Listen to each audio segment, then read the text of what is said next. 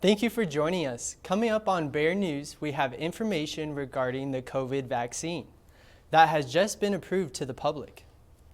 We also have an update on an earlier Bear News story about UNC student Day Miniter's project to build a motorized bike. The bike's finished, and let's just say we won't be seeing Day slowly pedaling up any hills anytime soon. All that and more right here on Bear News. We here at Bear News are happy to return to the studio after a well-deserved and relaxing spring break. But as the semester treks on, so does our show. We thank you for joining us here on Facebook Live, where you'll see our show for the rest of the semester. During this portion of Bear News, reporter Quinn Hodge joins us in the studio for an important stimulus update. We'll catch up with her in a bit. But first, let's talk about a little something called COVID-19. You might have heard of it. We have good news if you're in Colorado and looking to get vaccinated. Tomorrow, vaccine eligibility opens up to the general public. Last week, I went to get my first shot, so I can tell you all about it. You've probably noticed the latest new fashion accessory. It isn't some cool new hat or handbag, though. It's a Band-Aid for the new COVID-19 vaccine. Essential workers, people with underlying conditions, and even essential journalists have all been able to get their shots. But in Colorado, that's all about to change. On Monday, Governor Jared Polis announced that eligibility would open up to the general public. Different vaccines from different companies have gotten special emergency use authorizations to help fight the spread of the coronavirus. Those exemptions mean that these vaccines are currently the best option to protect as many people as possible, as fast as possible. Right now, the Pfizer vaccine is approved for people 16 and up, while the Johnson & Johnson and Moderna vaccines are approved for those 18 and up. Colorado is opening 6 mass vaccination sites all across the state, including at the Ranch and Ball Arena. These emergency measures help make sure that we can protect those around us from this deadly virus.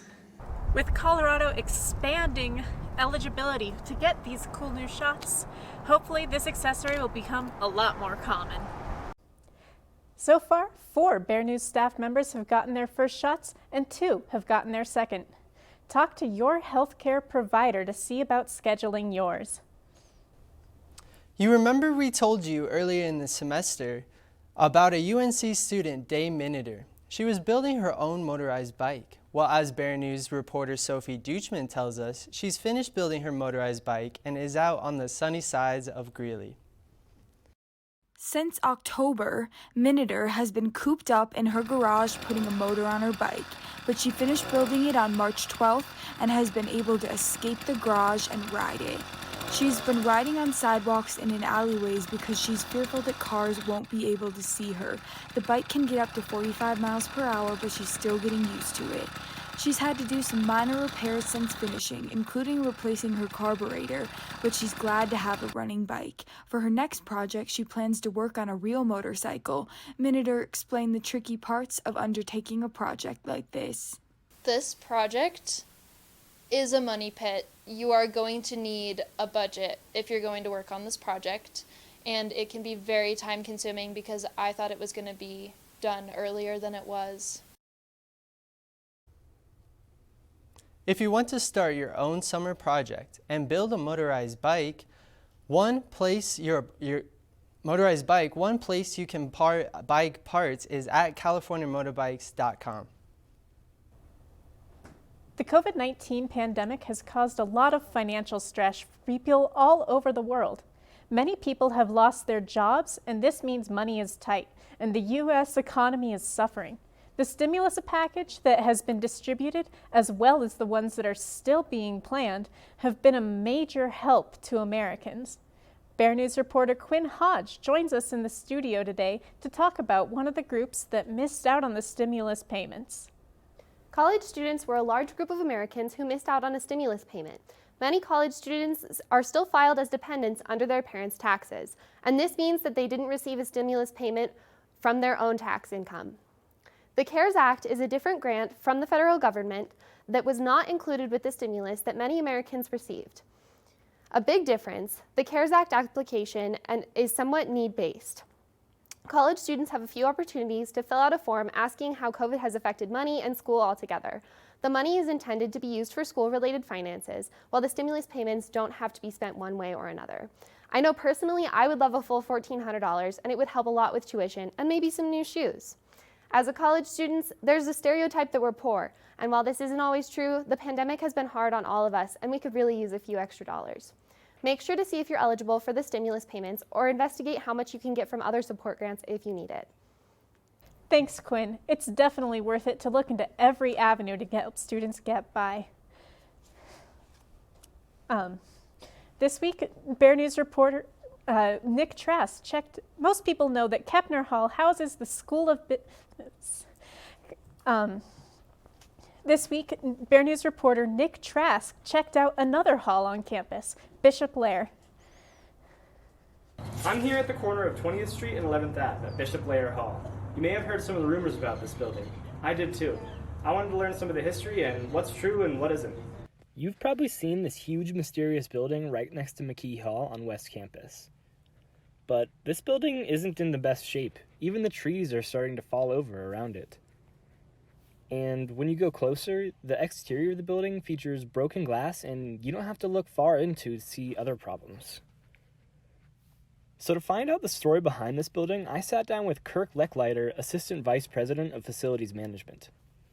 It was a K-12 laboratory school. From its original construction in the early 60s until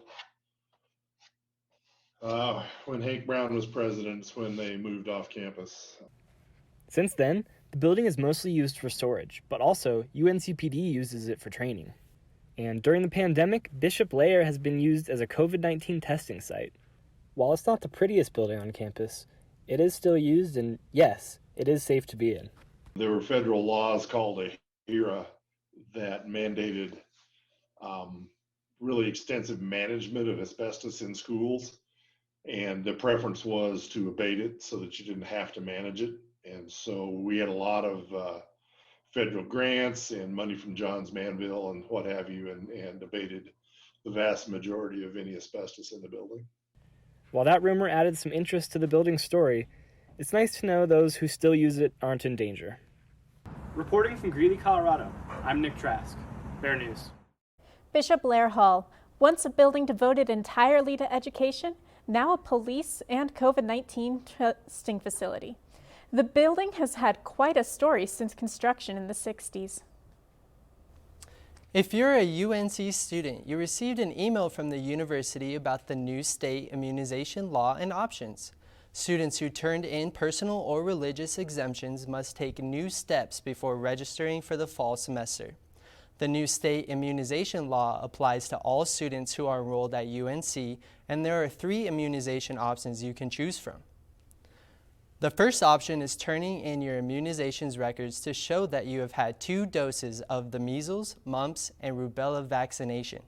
The second step is to complete an exemption online course through the Colorado Public Health and Environment, and then turn in your online certificate with your exemption form.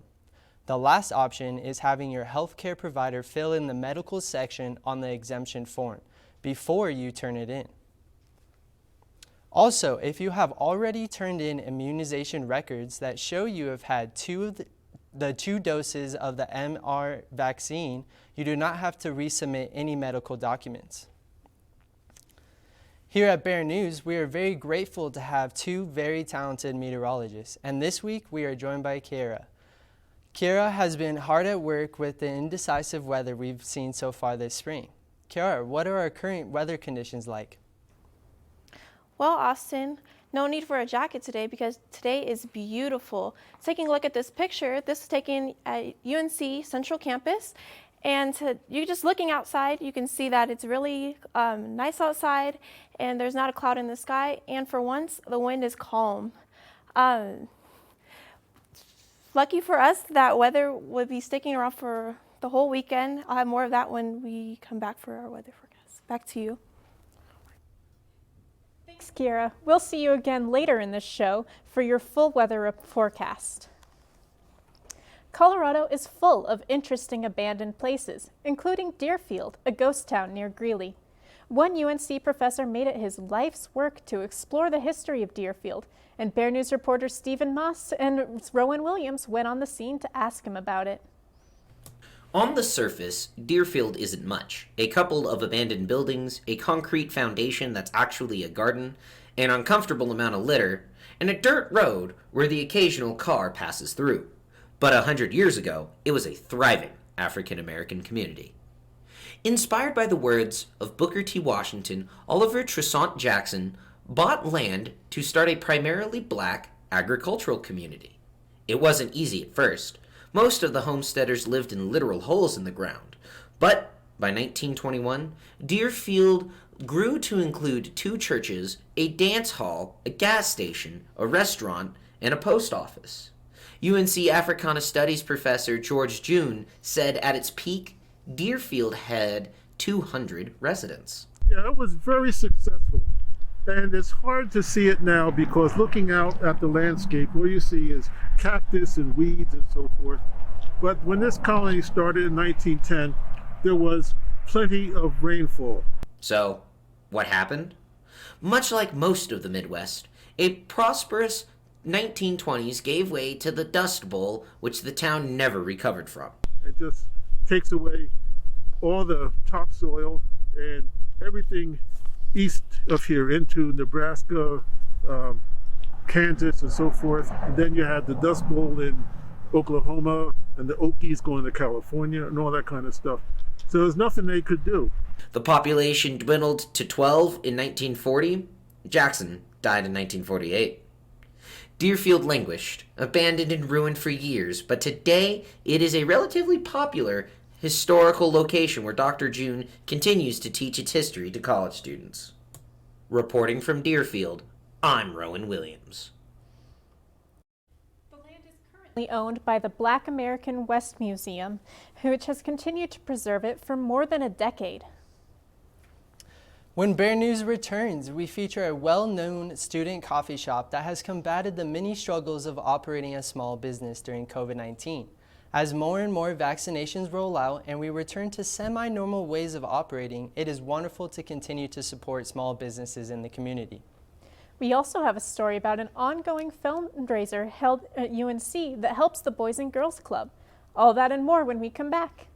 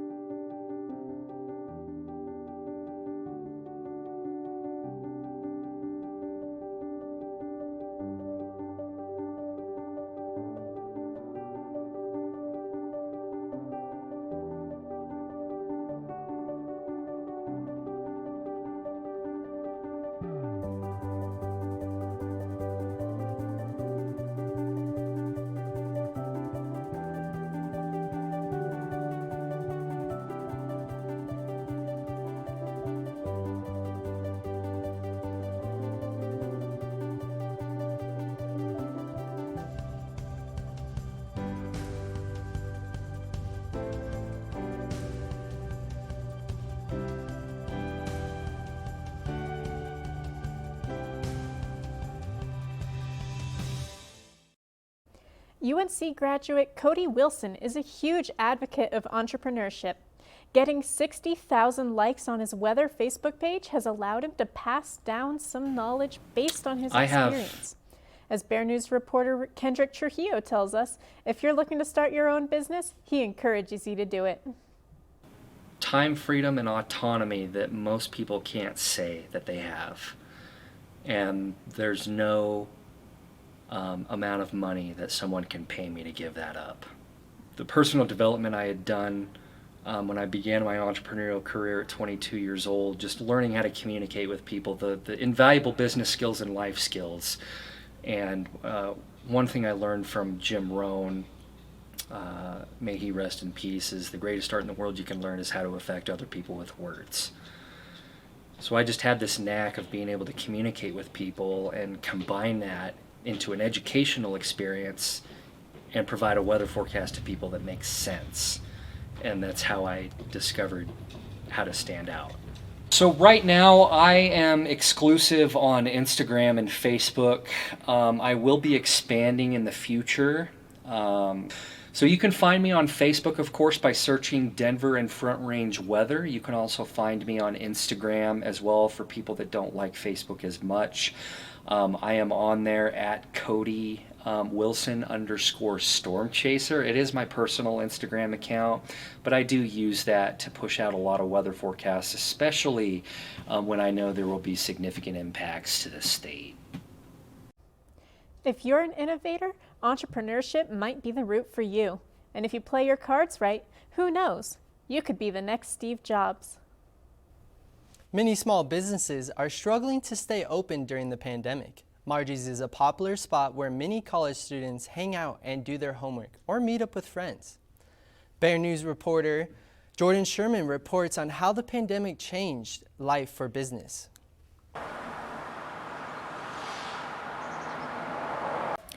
Many small businesses have had to reevaluate how they interact and deliver services to their customers during the pandemic. Margie's Java Joint in downtown Greeley is no different. I really loved Margie, so when I finally got a job and it was a few months in that we might close, it was very scary because it's a good place to work and she does safety precautions. She has us take a test every week, so it's like I know my fellow people are not sick as well, so it's actually really nice. With Margie's taking extra safety measures, the staff and customers can relax knowing that their safety is top priority. Customers can still feel safe coming into the store and helping Margie's stay in business. Our Margie's store, that's like a place where you can get a bunch of creative and handmade things from artists, and it supports them. So when you go to a small business like Margie's, going to the market and getting something else that might be like, you know, a present for someone or, you know, for yourself, you know, gloves, stuff like that. We have masks, and I love the masks, so I get their masks. Jared Polis just amended the mask policy for all of Colorado, allowing some businesses and bars to now operate at 100% capacity. This, however, does not mean that people can take off their masks. Masks need to be kept on and only taken off when doing activities like eating or drinking. The 6 feet distance between people is still strongly enforced and will not be removed. We promote you to come in and like say hello and be kind of interactive with us because we actually like our customers. They're always nice to us. They're never, you know, super upset about the mask rule, which is so helpful because I know a lot of places they can kind of get a customer base that doesn't like it at all and they won't wear them at all. And it's a hard place for us to be because we have to ask them to like please pull up their mask, but they're always super helpful. So we enjoy talking to our customers and having them come in. Reporting from Margie's Java Joint in downtown Greeley, I'm Jordan Sherman, Bear News. For more information about Margie's, you can follow them on Instagram at Margie's Java Joint. It's never too late to start giving. The front desk in every active dorm is collecting donations for the Boys and Girls Club. The donation? Spare change. Freshman Brett Potts works the front desk in Harrison Hall and agrees every penny counts. I think just the idea of helping out the community is not only rewarding to just us, ourselves, but also to the community as a whole. Especially giving that money to the Boys and Girls Club, that's something that, you know, we can all really appreciate. And I'm sure they do as well. Are available at every active dormitory at their front desks until April 10th. Your donation is appreciated. After all, it's just some spare change. After this short message, Bear News returns on, and we have Bear Sports anchor Aaron Schmidt's full sports report. But when we return, Kiera is back with her full weather report for the upcoming weekend. We'll be right back. 3 out of 4 Americans know little to nothing about heart valve disease. Yet 11 million Americans are affected by heart valve disease. If you have symptoms, please don't delay your care. Physicians are trained to listen to the heart and detect any abnormal heart sounds or murmurs. Heart valve disease usually can be treated successfully in all patients, regardless of their age, race, gender, or ethnicity. The key is getting properly diagnosed and treated in time. Please look after your own hearts. You have a lot of living to do yet, so enjoy it. Act now. Listen to your heart. Listen to your heart. Listen to your heart. Listen to your heart. Listen to your heart. Listen to your heart. Go to valdiseaseday.org to learn more. So we saw 70 degrees one day and a bit of snow the next. Kiara, what does the weather have in store for us as we start the month of April? And hopefully there's no funny business since it's April Fool's Day. Well, taking a look at our current conditions in Colorado, Grand Junction, 68 degrees up north. In Steamboat Springs, 54 degrees, and throughout the mountains, lower 40s, upper 30s. Taking a look out into Denver, 65 degrees, and out on those eastern plains, we have 65 degrees, even 70-degree weather. Even taking a look into Greeley, in the 60s as well. Taking a look right now in Greeley, starting to look like spring. High of 69 and a low of 30 tonight. In full sunshine all day, so if you haven't been outside, make sure you go outside today. Taking a look at our lows for tonight, cools off quite a bit. Grand Junction, 41 degrees, 28 degrees up in Steamboat Springs. Throughout the mountains, upper teens to lower 20s. Denver, 39 degrees, out into those eastern plains, upper 40s to low 30s. And then up in north, Greeley as well, 30 degrees, like I said before. Taking a look into Friday, a high of 73 degrees, so that warm weather keeps on coming. Low of 35 degrees and sunshine, just like today. If you haven't been outside today, make sure you go outside tomorrow. Taking a look at our surface analysis for tomorrow, Colorado is dominated by a high and low pressure system. That high pressure system is bringing in those clear skies and that warmer weather we'll be seeing tomorrow. Southern Colorado, seeing some mixed precipitation of some snow and rain. Parts of Texas, Oklahoma, and New Mexico, seeing some showers. Out on the East Coast, some snow showers associated with that low pressure system that moved off into the Atlantic. Up in the Dakotas, a warm front, so they're seeing a little bit of warm temperatures through there as well. Taking a look at our weekend forecast, warm weather all weekend. 76 degrees for the high on Saturday, 80 degrees Sunday, 82 degrees for the high on Monday, low of 39 degrees, 42 degrees on Sunday, a low of 46 degrees on Monday, and sunshine all weekend. So make sure you have something fun planned. That'll do it for my full weather forecast. Make sure to tune in next week for more of your Greeley weather. For now, I'm Kiara Biggers, meteorologist. Back to you guys. Thanks, Kiara. Those are some nice temperatures, and I hope Mother Nature isn't just fooling us. We'll look forward to seeing what you continue to prepare for us as the semester continues. After this break, Aaron will be back with all things sports. Stay right here. What's more dangerous? A man who isn't afraid of death or one who's found everything to live for? I asked him if he was proud of me.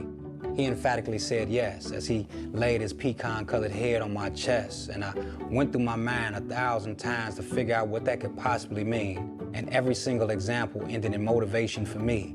So you may not be afraid to die, but I'm more afraid to let them down. And I found something to live for, which is a dangerous motive forever fueled.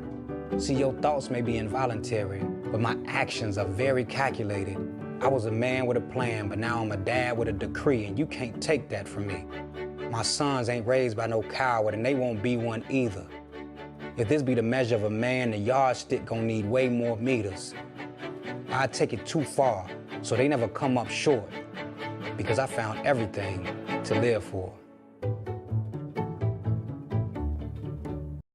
Glad to have you with us, Aaron. I hope you had a great spring break.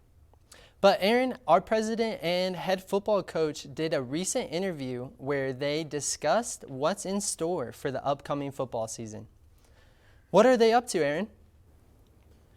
Thank you, Austin. And Feinstein and McCaffrey said even though they aren't participating in the spring Big Sky Conference games, they're excited about the upcoming football season.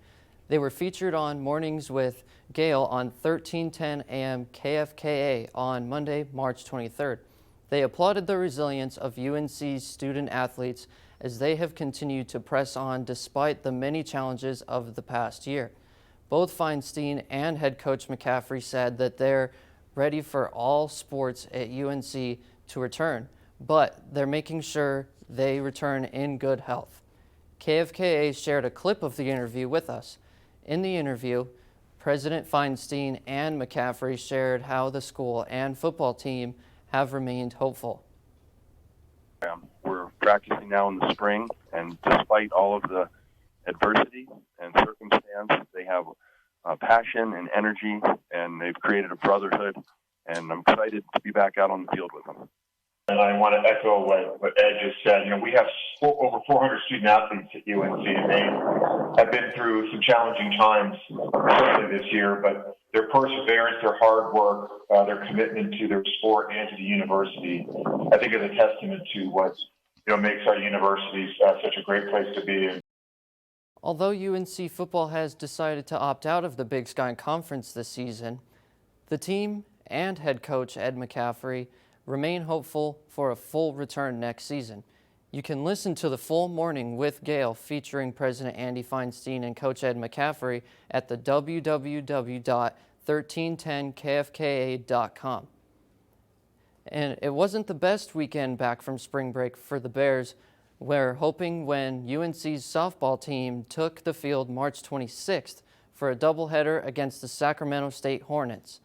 The Hornets took both of Friday's games 7-2 and 5-4. The Bears' bats came alive in Game 2 after recording just 4 hits in Game 1. The top of the order, Alyssa Wenzel, Maddie Young, and Paola Villegas combined for 4 of the team's 9 hits in Game 2, while Katie Simonsgard and Maddie Bloodsmith had 2 hits each. In Game 1, the Bears were only down by 1 after the first inning, but couldn't make up the 3 runs the Hornets scored in the bottom of the 6th inning, handing them a loss in the first game. Bloodsmith got the scoring going for the Bears in Game 2 with a solo home run to left field, her first long ball of the year. UNC scored in the 2nd, 3rd, and 4th innings. The Bears were winning in the second game by a score of 4-3 after the 5th inning, but the Hornets were swinging on all cylinders, scoring 2 runs in the bottom of the 6th, and the Bears couldn't complete another possible comeback. Saturday, the 27th, was their last matchup of the opening Sky series, but it was a case of different day, same result. UNC had a chance to extend lead in the top of the 3rd when they had a pair of each 2 outs, but left them stranded. The Bears were winning 2-1 after the 2nd inning, and the Hornets tied it in the 3rd. The Hornets put together one last rally in the 5th to go up 3-2 and shut down the Bears' bats for the rest of the game. The final score of Saturday's game was 3-2 as the Hornets completed their comeback. The Bears hope to get a win and possibly a streak going as they take on Portland State tomorrow in a doubleheader and playing them again on Saturday. Well, March Madness is underway, and how's your bracket doing? If you're like most, your bracket is a mess because of all the upsets in both women's and women's basketball. One of the most surprising wins in men's basketball was Oregon State beating Loyola Chicago 65-58. Another shocking win was Syracuse knocking out West Virginia 75-52. But maybe the most heartbreaking bracket bust-in upset is the 15th-seeded Oral Roberts defeated 2nd-seeded Ohio State in overtime by a score of 75-72. The Final Four is set this Saturday and will be exciting to watch the 4 teams battle it out for the championship. Top-seeded Gonzaga faces 11th-seeded UCLA Bruins, and number 2-seeded Houston will go against number 1-seeded Baylor in the men's tournament. And the upset, the big bit pretty hard in the women's basketball tournament as well. South Carolina stunned Georgia Tech 76-65, and Stanford trampled Missouri State 89-62. Texas escaped with a win over Maryland 64-61, and Indiana beat North Carolina State 73-70. The women's Final Four is just as exciting because the remaining 4 teams are hungry for a championship. 3rd-seeded Arizona goes against top-seeded Connecticut, and number 1 seed South Carolina will face number 1 seeded Stanford. And the Final Fours are set, and all now remains is who will make it to the championship rounds in each tourney. Well, if you're a Broncos fan like me and most of us here, you won't have something to cheer about because Philip Lindsay has agreed to part ways with the team. The All-Star running back signed a 1-year deal with the Houston Texans where he'll share the field with running back Mark Ingram next season. During his career with the Broncos, Lindsay ran for 2,550 yards and 17 touchdowns. In 2018, Lindsay was voted to his first Pro Bowl, which made him the first undrafted offensive rookie in NFL history to be voted to the Pro Bowl. Fans weren't happy about Lindsay's departure, but longtime Broncos fan Courtney Runyon had positive words about Lindsay's time with the Broncos. She said he was a great player who had played every down to the best that he possibly could. He was small but mighty. Austin and Kate, I don't know about you, but with Lindsay leaving, I think the Broncos will have an even longer climb to getting a winning season, and hopefully in this upcoming draft, they'll be able to get something good out of it. Yeah, absolutely, Aaron. I mean, the Broncos and their fans really haven't had a good spell for quite a while now. And I know it's been very exciting to watch Lindsay coming out, being from Colorado, and going undrafted as a rookie. Well, we wish him the luck from all Broncos to the Texans, and here's for a great season. Thanks, Aaron, for that wonderful Bear Sports report. We'll see you again back here next week with the next episode of Bear Sports.